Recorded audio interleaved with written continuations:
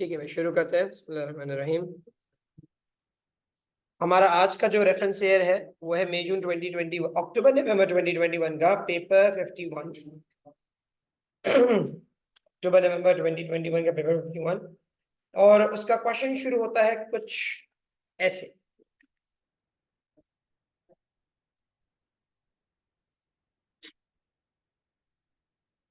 जरा रीड कीजिए इसकी डिटेल्स को और प्रोसेस कीजिए, क्योंकि इस तरह के कई सवाल हम अब तक सॉल्व कर चुके हैं।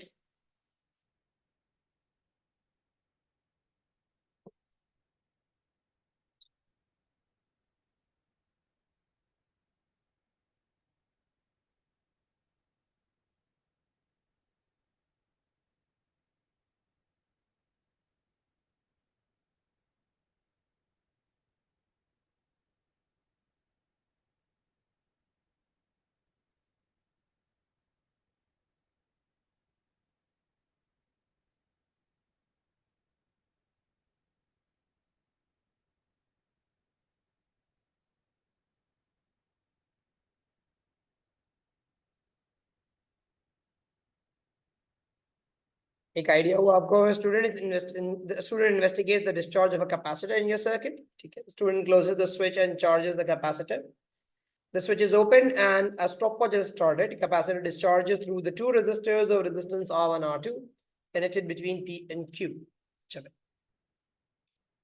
उसके बाद वो आपसे कहता है कि at a fixed time t, the potential difference V across the capacitor is measured. The experiment is repeated for different values of R1 and R2. और एक equation दे दी गई है, बड़ी खौफनाक सी equation लग रही है, ln V upon E equals minus T upon C R1 plus R2 कर करा के कहता है भाई, a graph is plotted for ln V on the y-axis against 1 over R1 R2 on the x-axis. Determine the expression for the gradient and the y-intercept. सिर्फ ln V को रखा जा रहा है y-axis पे, it means कि ln E को हमें अलग करना पड़ेगा। अब आपको मैंने एक बात सिखाई थी, एक रूल है लॉग का, कि अगर लिखा हो log A divided by B, तो तुम उसे लिख सकते हो log A माइनस log। मेरे बच्चे, ये ln V ओवर E जो लिखा हुआ है, मैं इसको ब्रेक कर देता हूं, ln V minus ln E minus T upon C into 1 over R1 plus R2। ये इस तरह से हमने इक्वेशन एक्सप्रेशन में लिख दी। अब यहां पे ln E जो रह गया था उसको इक्वेशन की दूसरी तरफ ले जाएंगे। ln V equals to minus T upon C into 1 upon R1 plus R2। मैं आपके आसानी के लिए इसको ब्रैकेट में डाल देता हूं, क्योंकि ये है जो मेरा एक्स एक्सिस पे प्लॉट हुआ हुआ, प्लस ln ऑफ E। यहां से मेरे बच्चों, जब तुम कंपेयर करोगे with the equation of line y equals to mx plus c, के y पे ln v रखा जाए और 1 upon R1 plus R2 x पे रखा जाए, तो ग्रेडियंट बराबर हो जाएगा माइनस टी अपॉन सी के, और y इंटरसेप्ट बराबर हो जाएगा ln ऑफ e के। यहां से आप अपने ग्रेडियंट और y इंटरसेप्ट की बात को डिटरमिन करने का काम कर सकते।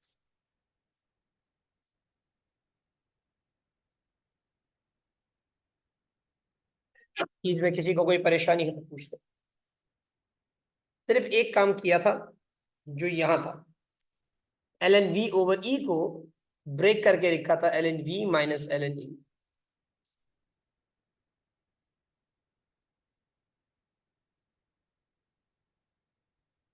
ठीक है, आगे बढ़ते हैं। फिर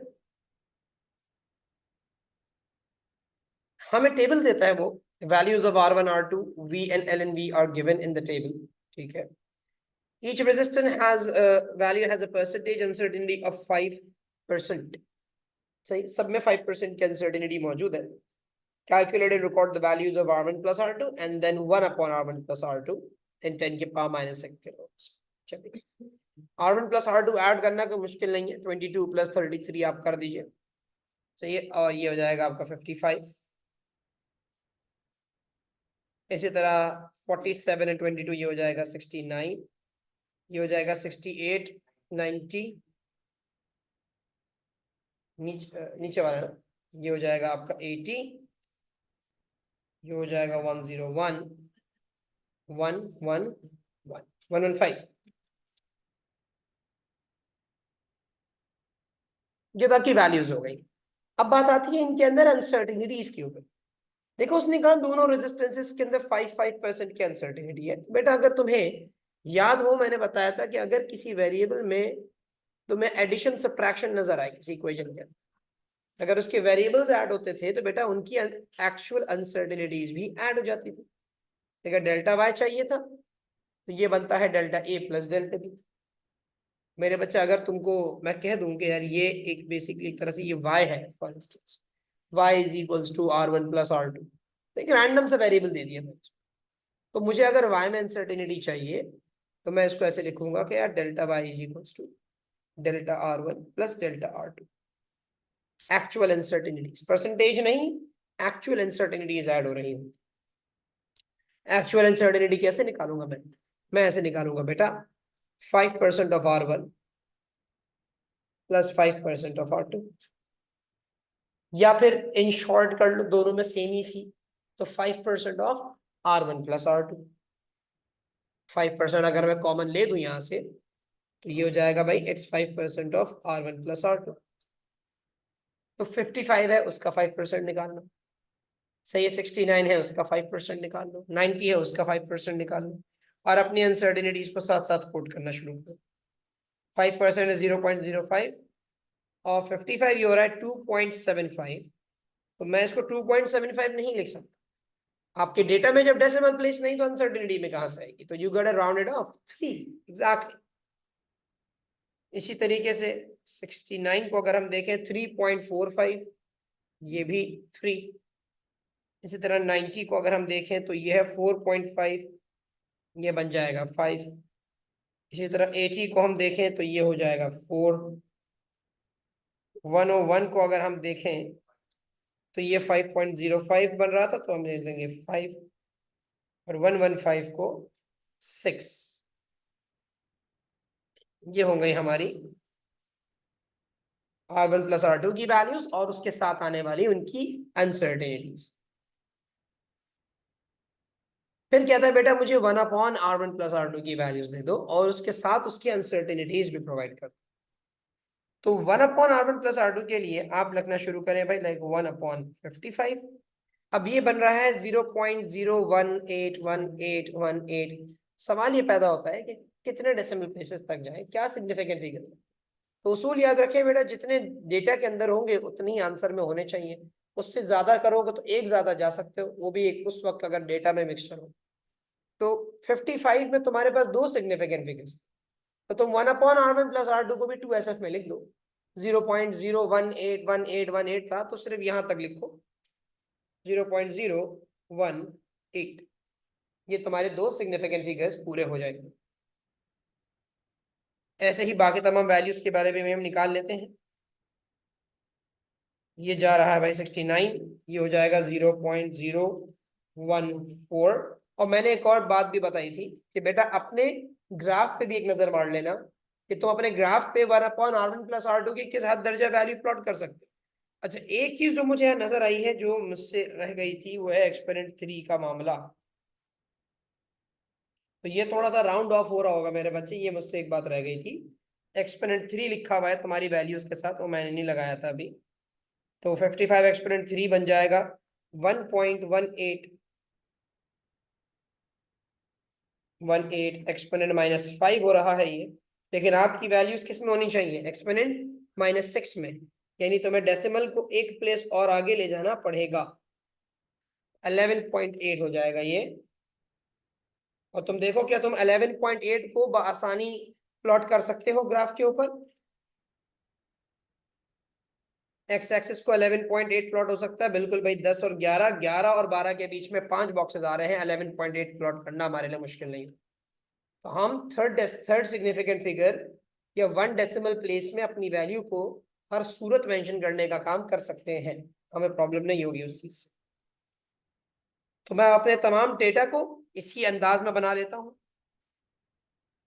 ये हो जाएगा 449 है, तो मैं इसको 14.5 लिखूंगा, क्योंकि एक्सपोनेंट -6 में ये 14.5 बनेगा।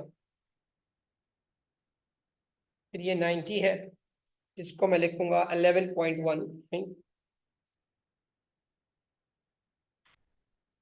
11.1 दोबारा आ रही, कैसे आ रहा है?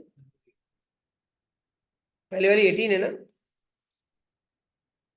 हाँ, 18.1 है ये। वो मैंने डेसिमल प्लेसेस में 18.2 कहेंगे। ठीक है, 11.1 बन जाता है ये।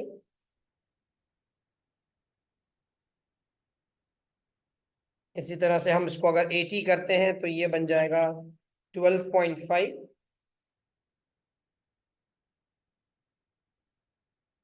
इसी तरह से इसको 101 करते हैं तो ये बन जाएगा 9.9।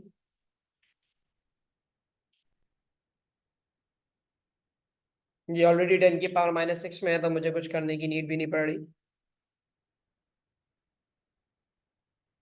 और 115, तो ये बन जाएगा 8.7।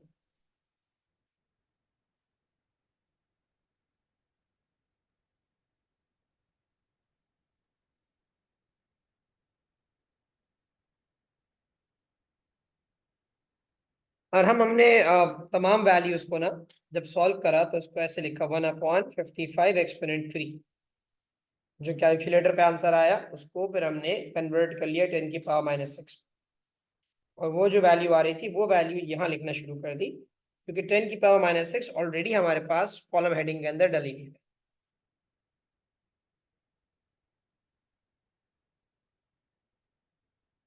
अब बात आती है भाई इनकी अनसर्टेनिटीज की। तो देखें, 1 अपॉन वाली वैल्यूज के लिए मैंने एक बात कही है। मैंने बोला इसको एक वेरिएबल मान लिया करो कि भाई लेट से x is equals to 1/y, क्योंकि r1 + r2 को मैंने y कह दिया था ना तुम्हारे लिए अभी। तो मैं कहता था भाई x is equal to 1/y वाली बात है कि मैंने अपनी इस पूरे एक्सप्रेशन को एक वेरिएबल का नाम दे दिया। मैंने उसको कह दिया यार ये मेरा x लिखा हुआ है बस। तो जब भी डिवीजन वाले मामलात होते हैं तो तुम्हें याद होगा हम उनकी परसेंटेज या फ्रैक्शनल अनसर्टेनिटीज को प्लस किया करते। तो मैं यहाँ कह सकता हूँ कि यार delta x percent equals to delta y percent.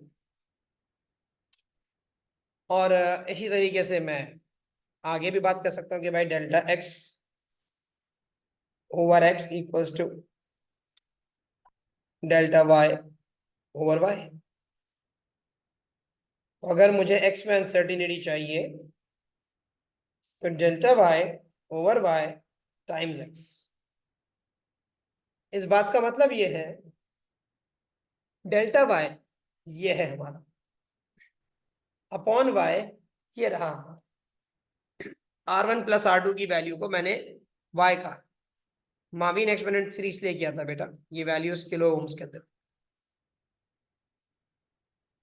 तो बेटा 3/55 टाइम्स 18.2 0.9।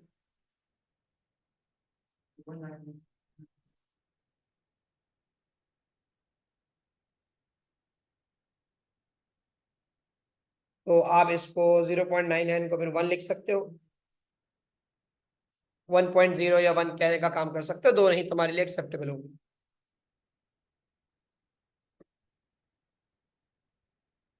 इसी तरह से अगली वैल्यू को भी ट्राई कर लेते हैं। 3/69 टाइम्स 14.5 0.6 है।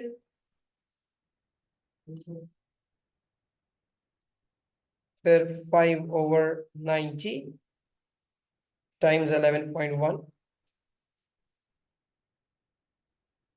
ये भी हो रहा है 0.6। 4/80 टाइम्स 12.5, ये भी हो रहा है 0.6। 5/101 टाइम्स 9.9, ये हो रहा है 0.5 एंड देन 6/115 टाइम्स 8.7, ये हो रहा है अगेन 0.5। ये हमारे यहाँ पे वैल्यूज हो गए इंसर्ट।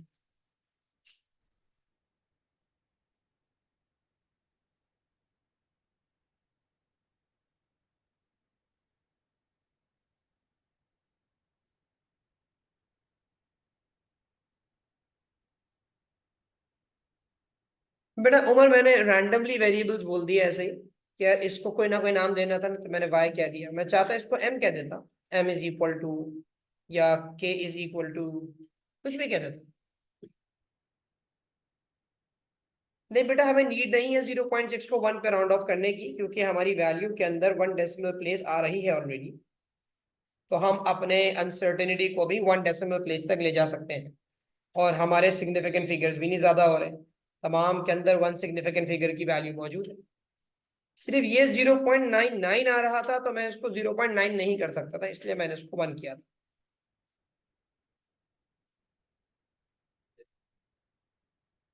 वोल्टेज की तो वैल्यू इसने अलग से दी है ना बेटा, तुमने थोड़ी निकाली। वोल्टेज का तो एक्सेस ही अलग है, उसकी वैल्यू उसने अलग से मेजर की है और उसका एलन उसके अलग हिसाब से निकाल के दिया। वोल्टेज से हमें थोड़ी कंपेयर करने की जरूरत है। हमें तो आर की वैल्यूज को देखना है, क्योंकि जिससे तुमने डेटा को यूज किया है, जिस डेटा को, उसी की वैल्यूज, उसी के सिग्निफिकेंट फिगर्स, वहीं से फिर बातें निकालते हैं।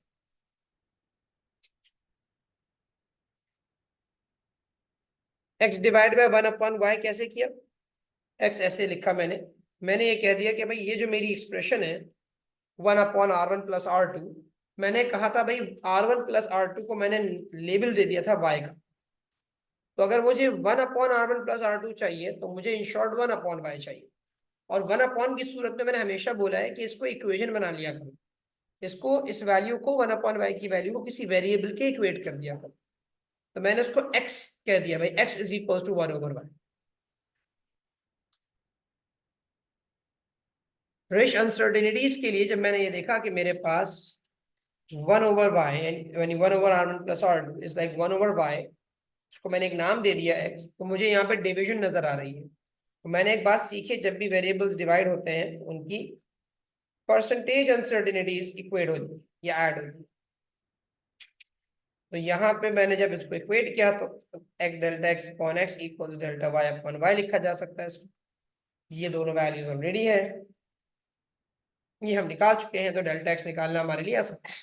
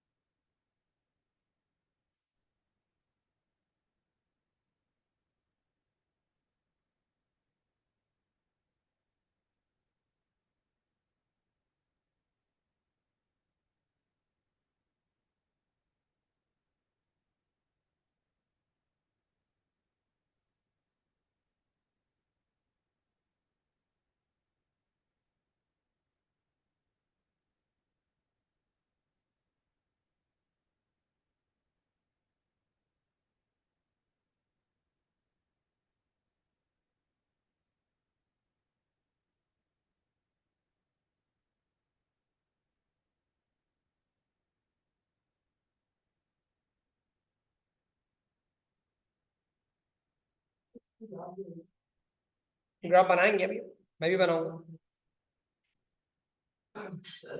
How do you know that you have to find out delta x? Beta, you have to find out the uncertainty in this thing, na? And you called the entire thing as x, तो इसका मतलब you have to find out delta x.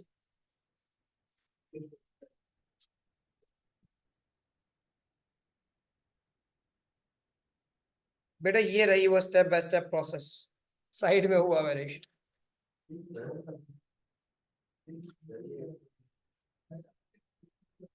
तुम्हारी value 10 के power -5 में आ रही है ना?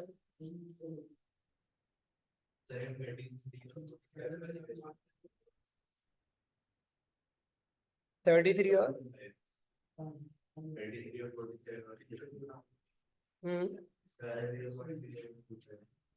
ये क्या, इसको क्यों यूज कर लिया?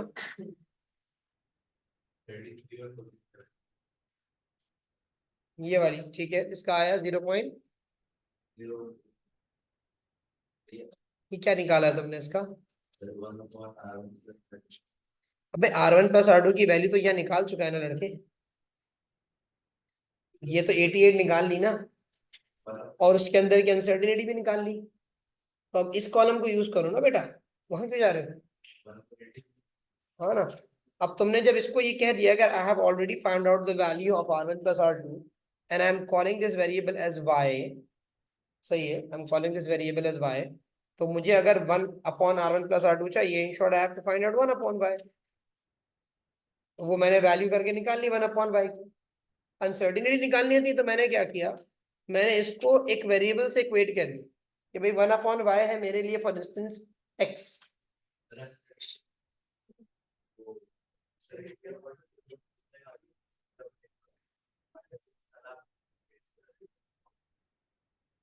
इस चीज को, हाँ, तो इसको चेंज ऐसे किया, तुमने किलो नहीं लगाया होगा तभी तुम्हारी 0.0125 आ रही है। तुम किलो लगाओ उसके साथ, 1/80 exponent 3 करो उसके साथ, क्योंकि ये वैल्यू किलो है ना, उसका किलो रिमूव करके सॉल्व होगा। अब जो तुम्हारा आंसर आएगा ना, वो आएगा 1.25 exponent-5। तो डेसिमल को एक नंबर आगे ले जाना, ये कन्वर्ट हो जाएगा 12.5 exponent-6। तो ये ऐसे हो जाएगा।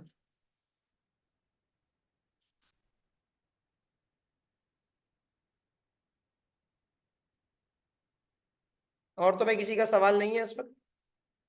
हरीश, उस्मान, उमर, तुम्हारे क्वेश्चंस क्वेरीज क्लियर हुई?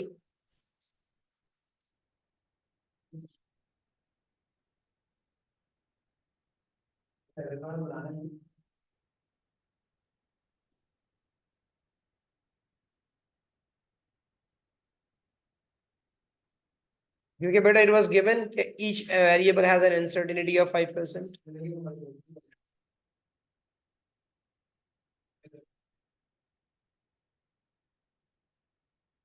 अब मैं जरा इसका ग्राफ खुद भी प्लॉट कर लेता हूँ आप लोगों के साथ साथ।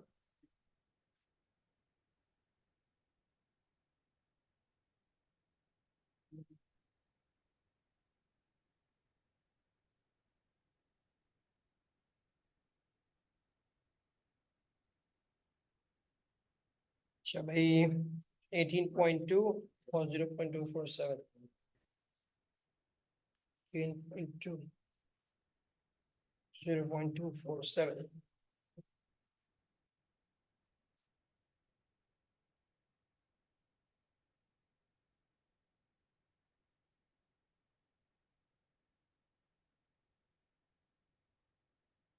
ये आ गया हमारा एक कोऑर्डिनेट।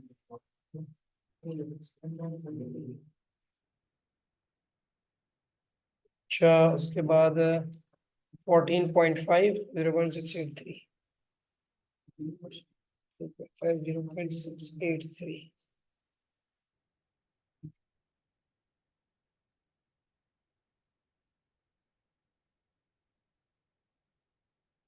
ये आ गया दूसरा 11.1।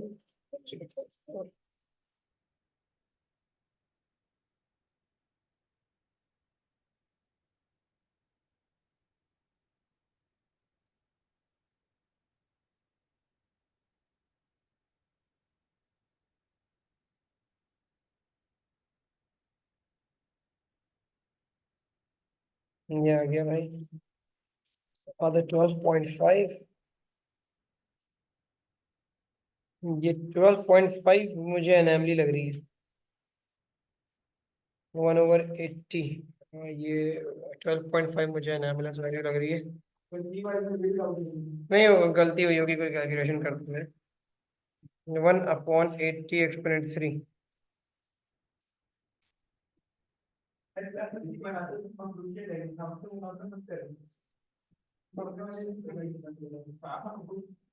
वन ये है 11.1 एक्सपोनेंट माइनस 5। अच्छा ये यार ये किसी ने समेशन में तो मुझे गलती नहीं करवा दी। 20 और 68 का सम 90 होता है। 33 और 47 का सम 80 होता है। हाँ सही तो चल रहा है। 22 एंड 47 का सम 69 होता है। 22 एंड 33 का सम 55 होता है। ये एकदम से वैल्यू गिरी है इसकी। इसने एंड में कोई एनालिसिस का कुछ पूछा तो नहीं है। ग्राफ लाइन चल रही है। पक्की बात है।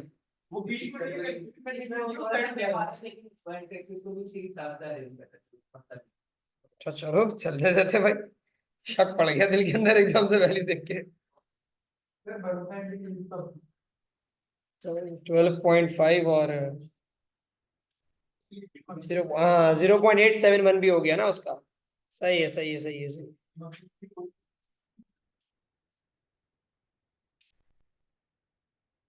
12.5 0.87 सही है। वो एक्स में आगे ले गया।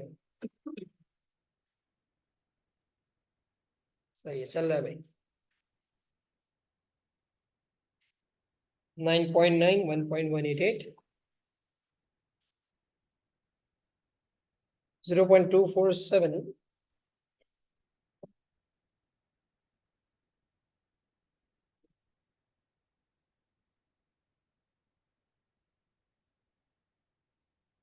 ठीक है बेटा थैंक यू भाभी। थैंक यू अमर बेटा आई realise that.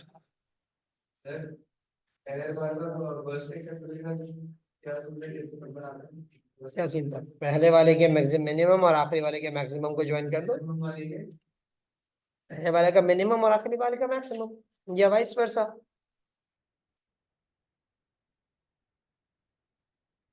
Nine point nine 1.188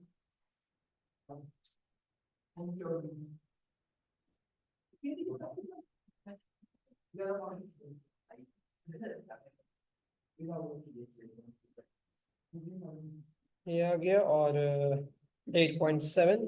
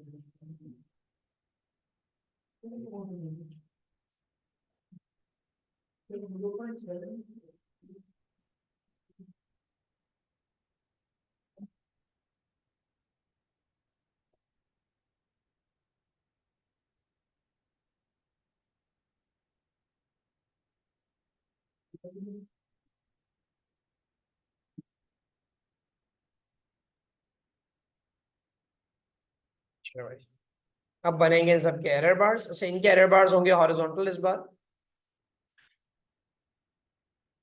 0.5 की वेरिएशन होगी on the x axis.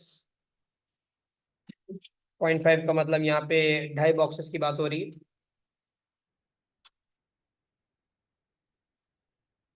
Minimum जाएगा 8.2।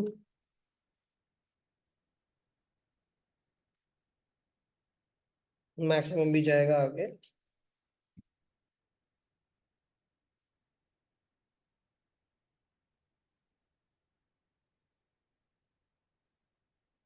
9.2। ये हमारे एरर बार्स आ गए।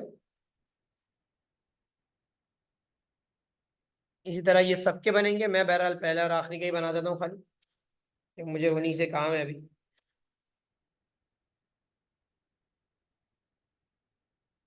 पहले में 1 के एरर बार है।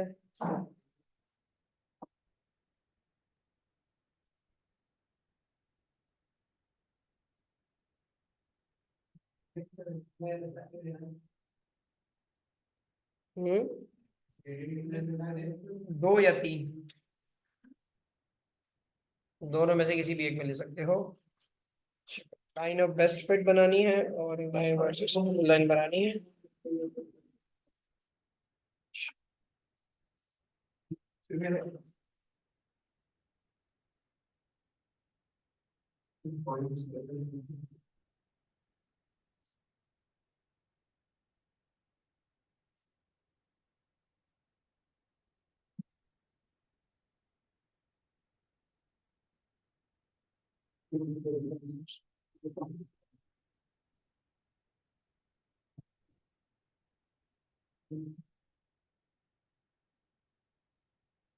मेरी लाइन ऑफ बेस्ट फिट तो कुछ ऐसी बन रही है। वर्स्ट एक्सेप्टेबल लाइन को मैं इस तरह क्रॉस में बना दूं। ये मेरी वर्स्ट एक्सेप्टेबल लाइन होगी। उमर एरर बार ऐसे ड्रॉ किए कि अपने एक्स एक्सेस की जो वैल्यूज थी उसमें अनसर्टेनिटी को प्लस और माइनस करके मार्क किया। जैसे पहली वाली वैल्यू में 0.5 की अनसर्टेनिटी थी तो 0.5 आगे और 0.5 पीछे हमने लाइन ड्रॉ कर दी।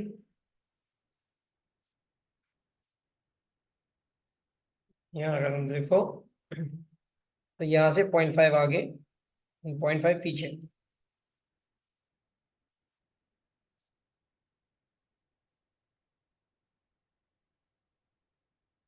अब बात है ग्रेडियंट की निकालने की, वाई इंटरसेप्ट निकालने की।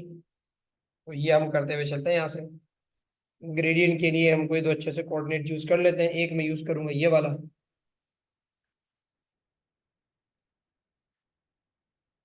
It's a good one. और एक मैं यूज कर लूंगा ये वाला, that two is a good one. और नीचे वाले कोऑर्डिनेट की अगर लेबलिंग मैं कर दूं तो एक्स है इसका 16 और वाई है 0.5। जबकि यहाँ अगर मैं देखूं तो इसका एक्स होगा 10 11 11.4 एन 1।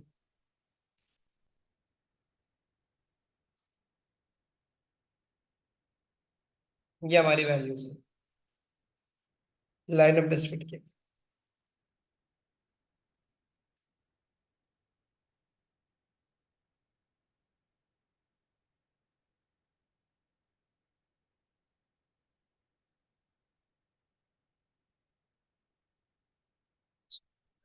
कर लेता हूँ कम करके।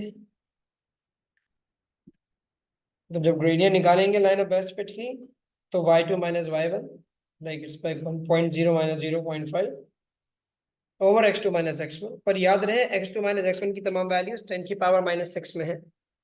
तो आप बगैर एक्सपोनेंट लगाए आंसर मत कोट कर दीजिए।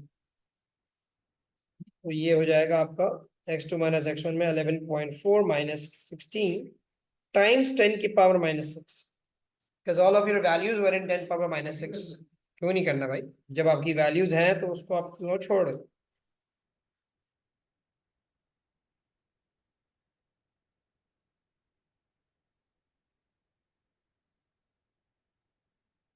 जी बेटा ratio have to draw error bars across each coordinate. और एरर बार्स जो है वो वैल्यू क्योंकि बड़ी या छोटी हो रही होती है इसकी वजह से आंसर में आने वाले एरर बार्स भी लेंथ में बड़े या छोटे हो रहे होते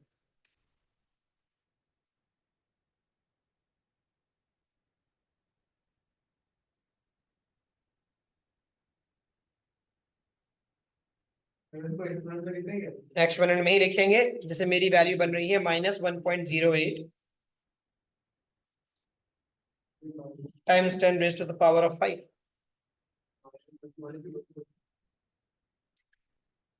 और ऐसे ही वर्स्ट एक्सेप्टेबल लाइन का भी ग्रेडियंट निकालेंगे आप। वर्स्ट एक्सेप्टेबल लाइन के ग्रेडियंट के लिए आपकी y की वैल्यू सेम रहेंगी x में। आप देख लो मैंने पहले वाले के मिनिमम को आखिरी वाले के मैक्सिमम से ज्वाइन करवाया है।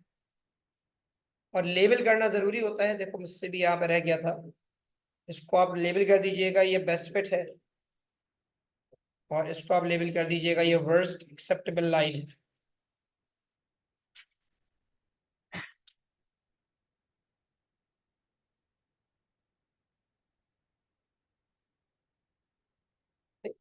और इसका मैं एक ये वाला कोऑर्डिनेट यूज कर लेता हूँ। इसमें x हम आ जाएंगे 8.2 पे और y हमारा है 1.1 1.12 1.127।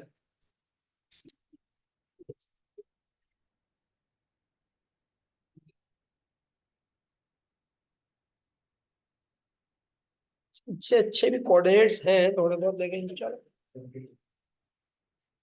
ये लोग अच्छा कोऑर्डिनेट ढूंढते हैं, इन दो के अलावा भी ढूंढते हैं। मिलेगा, ये मिल गया।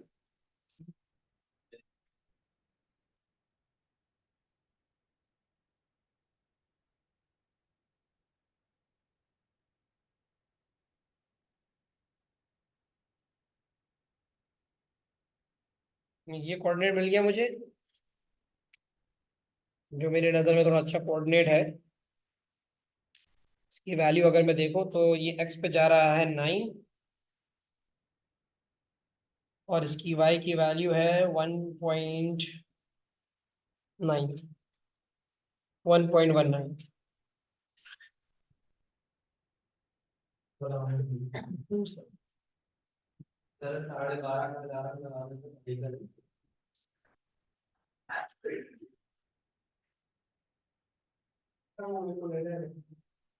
अब तो जाने का टाइम है भाई।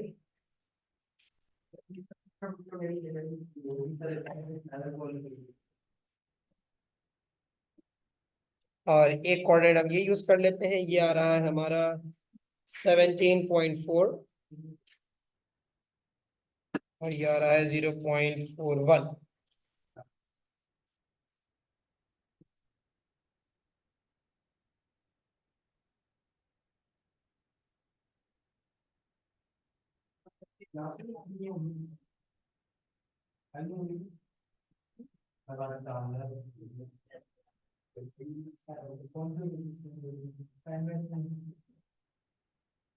मेरे बच्चे, you don't need to mark them on the graph, बस यहाँ अलग से लिखना जरूरी होता है।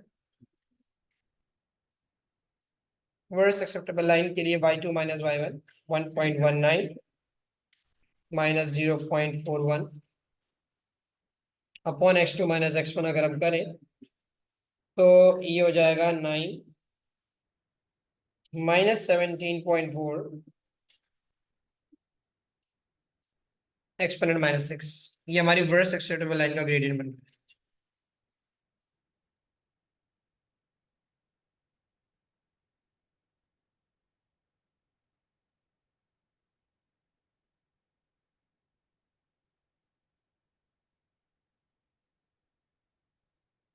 ये आ रहा है -9.28 या हमारे को तो -0.929 एक्सपोनेंट 5। नहीं, मैंने डेसिमल पीछे कर दिया। तो अब आप अगर इसकी अनसर्टेनिटी निकालते हैं तो आपको पता है gradient of the best fit minus gradient of the worst acceptable line.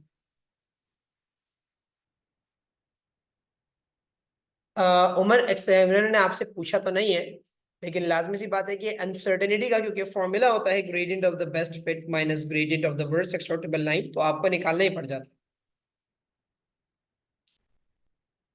तो 1.08 माइनस माइनस 0.929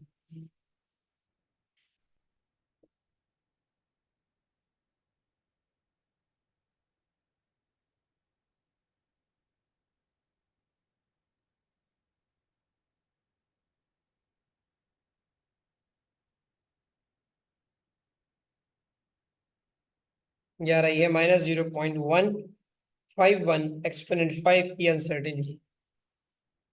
तो हम अगर अपनी वैल्यू लिखें तो -1.08 प्लस माइनस 0.15 एक्सपोनेंट 5 ऐसे भी लिख सकते हैं, और हम -1.1 प्लस माइनस 0.2 एक्सपोनेंट 5 ऐसे भी लिख सकते हैं। 3 significant figures and 2 significant figures, दोनों में डेटा कोड किया जा सकता है, क्योंकि हमारे जो नंबर्स हैं, हमारे जो वैल्यूज हैं, वो 2 और 3SF के अंदर गई नहीं। वैसे तो ज्यादातर सारी 3SF के अंदर ही है, तो मैं प्रेफर करूंगा कि आप इसी के अंदर रहें।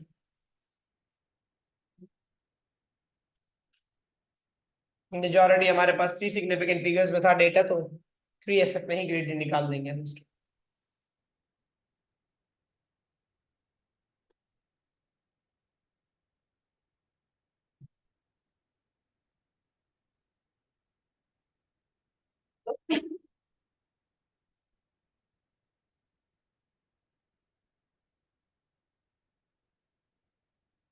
ग्रेडियंट की वैल्यू निकाल लेने के बाद अब बात आती है आपके वाई इंटरसेप्ट पे। उसमें भी वो एब्सोल्यूट अनसर्टेनिटी मांग रहे हैं आपसे। तो इसके लिए आप y इक्वल्स mx प्लस सी लगाया करते थे, और अनसर्टेनिटी का क्योंकि इसका रूल भी वही है, बेस्ट माइनस वर्स्ट, तो उसके लिए भी आपको लाइन ऑफ बेस्ट फिट और वर्स्ट एक्सेप्टेबल लाइन दोनों में से ही ग्रेड वाई इंटरसेप्ट निकालना पड़ता है। इस चीज को हासिल करने के लिए मैं अपने ग्रेडियंट का और एक कोऑर्डिनेट का इस्तेमाल कर लूंगा। लेट्स से मैंने ये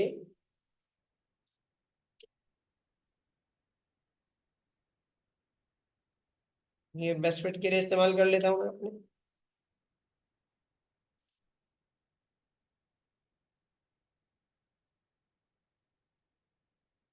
और इनको मैं वर्स्ट के लिए इस्तेमाल कर लेता हूँ।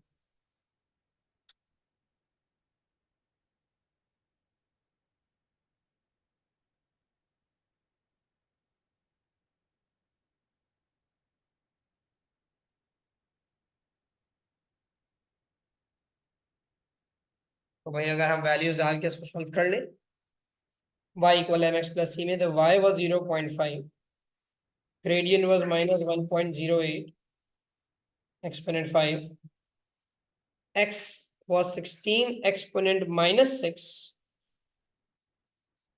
plus the c।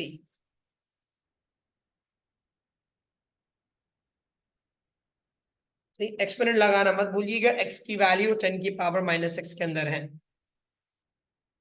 तो 0.5 minus minus 1.08 exponent 5 times 16 exponent -6। वो इंटरसेप्ट आ रहा है बेटा 2.23।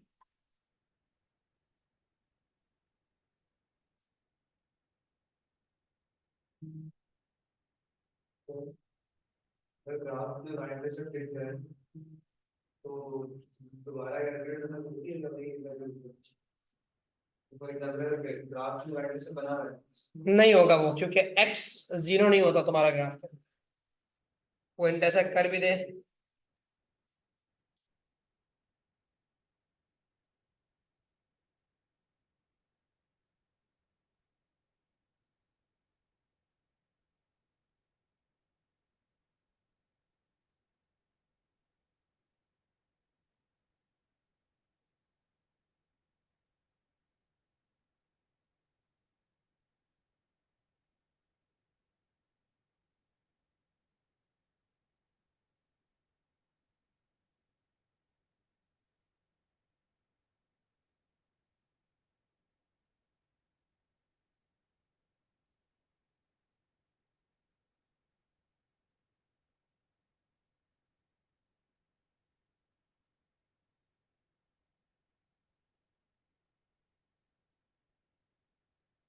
y इंटरसेप्ट की अनसर्टेनिटी निकाल लेते हैं भाई हम यहाँ पे।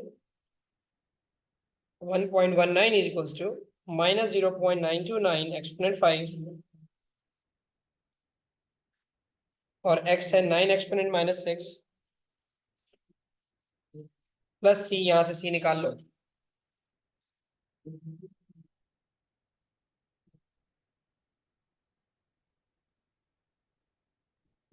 ये हो जाएगा 1.19 माइनस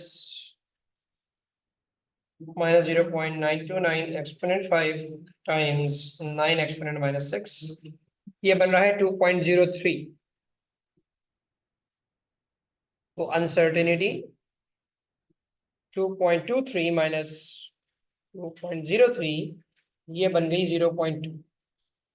तो मैं इसको 2.23 प्लस माइनस 0.2 कह सकता हूँ। ये मेरे बाय इंटरसेप्ट की वैल्यूज। ओह, ठीक है।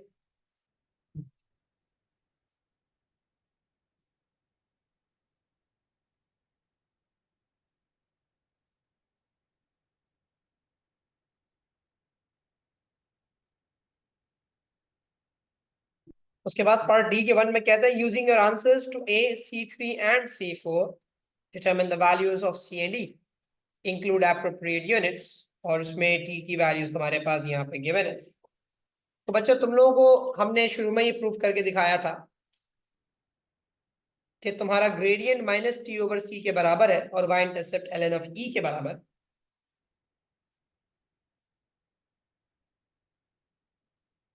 तो बेटा जब ग्रेडियंट इक्वल है माइनस टी ओवर सी के, तो तुम्हें अगर सी की वैल्यू चाहिए, ये हो जाएगा minus T upon the gradient. और सी कैपेसिटेंस है तुम्हारी, तो तुम फैरेड वगैरह डाल सकते हो यहाँ पे। टाइम है तुम्हारा बेटा 60, और ग्रेडियंट की वैल्यू तुमने बेस्ट फिट की यूज करनी है, माइनस 1.08 एक्सपोनेंट 5।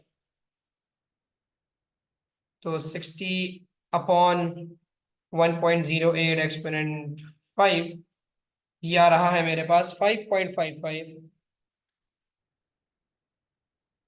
या 5.56 कह लो एक तरह से, 10 की पावर ऑफ -4।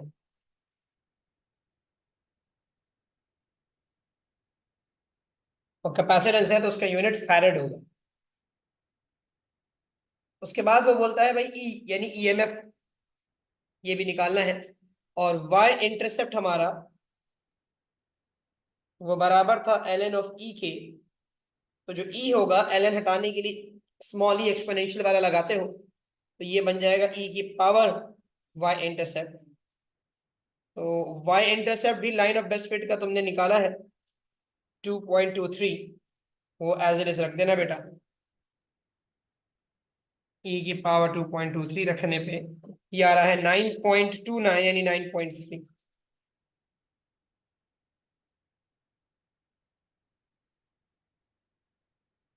9.30 वोल्ट्स। एंड में जब बोलता है कि मुझे सी की परसेंटेज अनसर्टेनिटी दो, तो मैं बोलूंगा कि देखो जब तुम्हें ये पता है कि gradient minus T over C के बराबर है, तो सी हो गया माइनस टी अपॉन ग्रेडियंट के बराबर। अनसर्टेनिटी में ये माइनस प्लस के साइन इस्तेमाल नहीं होते। उसूल सिर्फ ये है कि वेरिएबल मल्टीप्लाई या डिवाइड हो तो परसेंटेज अनसर्टेनिटी इसको प्लस कर दो। तो मैं अगर यहाँ लिखने बैठूं बेटा, तो मैं लिखूंगा delta C over C equals to delta T over T plus delta gradient over gradient. सही है। परसेंटेज अनसर्टेनिटीज को प्लस कर लो या फ्रैक्शनल अनसर्टेनिटीज को प्लस कर लो।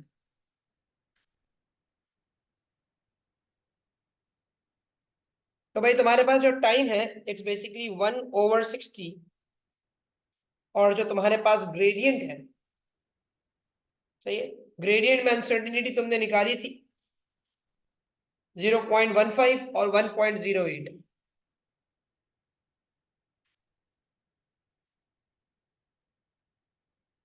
अब आप बोलोगे सर आपने एक्सपोनेंट माइनस एक्सपोनेंट 5 लिखा नहीं, मैं अगर लिख भी देता ना, उससे कोई हासिल वसूल नहीं है।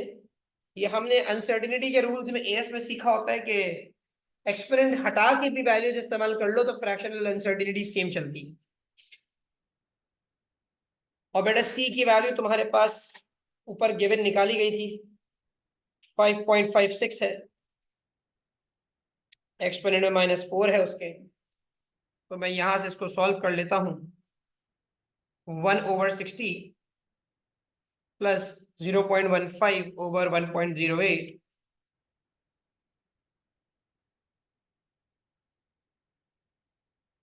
Multiply by 5.56 exponent -4।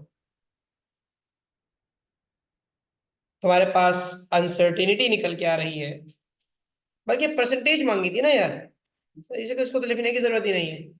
I'll keep it as C and I'll just multiply both sides by 100.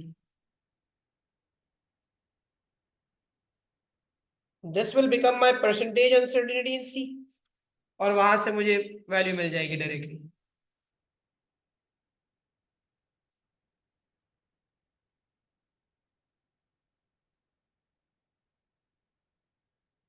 It's coming out as 15.5%, तो तुम इसको 16% भी कह सकते हो, और वन सिग्निफिकेंट फिगर्स पे जाओ तो तुम इसको 20% भी कह सकते हो। ग्रेडियंट को मैंने आंसर स्पेस पे ऐसे मेंशन किया था कि I rounded off the gradient value to 3 significant figures, और उसके साथ उसकी अनसर्टेनिटी को मेंशन किया। दोनों के एक्सपोनेंट सेम होने चाहिए बेटा हमें, ये एएस में सिखाया जाता था हमें।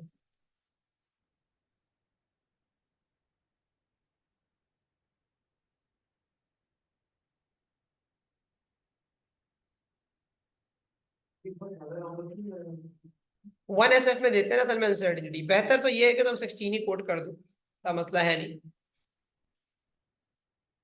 अब एंड में कहते हैं the experiment is repeated using the same capacitor, determine the value of R1 plus R2 that would give a value of V of 5 at t equals 60। ये काम करवाने के लिए वो बेसिकली तुम्हें पूरी इक्वेशन दोबारा लगवाता है तुमसे। उसने इक्वेशन बनवाई हुई थी, इक्वेशन दी हुई थी तुमको, ln V over E equals to minus T over C R1 plus R2। ये इक्वेशन दी थी उसने स्टार्टिंग के अंदर, हम देख लें आप लोग दोबारा, सही है। अब यहाँ पे सब चीजें आ गई हैं तुम्हारे पास, एक्सपेरिमेंट रिपीट किया गया है सेम कैपेसिटर से, सही है। Value of R1 plus R2 चाहिए, वोल्टेज 5 वोल्ट आ रहा है, टाइम 60 सेकेंड्स आ रहा है। तो भाई ठीक है, अगर ऐसे हालात है तो ln of 5 volt upon EMF तुम्हारा था 9.3,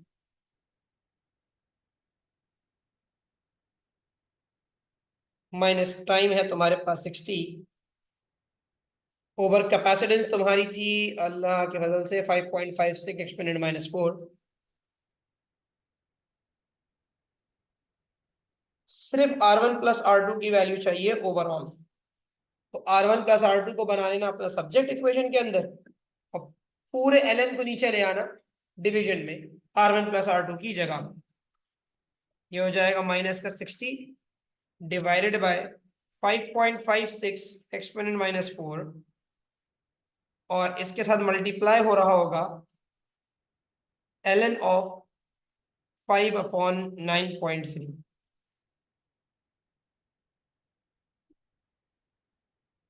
तो यहां से आपको R1 प्लस R2 की जो वैल्यू मिल रही होगी दैट विल बी 173.892 ओम्स।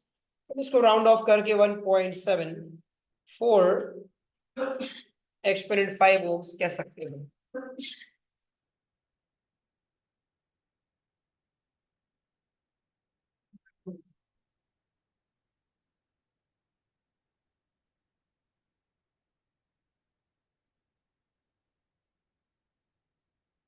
ठीक है भाई, तो आज का लेसन यहीं तक एंड करते हैं। नेक्स्ट क्लास के अंदर इंशाल्लाह हम अब क्वेश्चन नंबर 1 जो है वो करना शुरू करें। ठीक है बच्चों, ख्याल रखना अपना, अल्लाह हाफिज।